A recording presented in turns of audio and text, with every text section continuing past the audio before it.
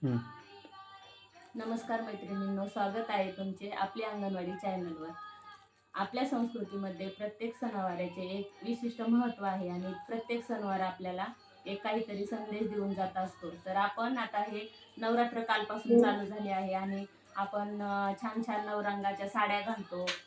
छान नवरात्र चांगल्या पद्धतीने साजरे करतो. तर ह्या नवरंगांमधून आपण आहाराचे महत्त्व पटवून घेऊया.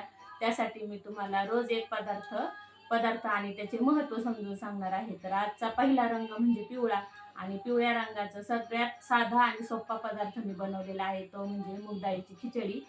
आणि मूग डाळीच्या खिचडीमध्ये तुम्हाला माहिती आहे की लहान मुलांपासून म्हाताऱ्या व्यक्तीपर्यंत अगदी मूग डाळीची खिचडी सर्वांना आवडीची आहे. मग त्याच्यातली आपण पौष्टिकता कशी वाढवायची, तर आपण फक्त मूग डाळ न वापरता त्याच्यात आपण वेगवेगळ्या डाळी वापरू शकतो. त्याचप्रमाणे कढीपत्ता आणि साजूक तूप जर त्याच्यामध्ये टाकलं तर त्याची पौष्टिकता अजून वाढते आणि ते मुलं आवडीने खातात. तसेच फळांमध्ये केळी पिवळ्या रंगाची असते, ती पण पूर्ण आहार आहे केळी म्हणजे.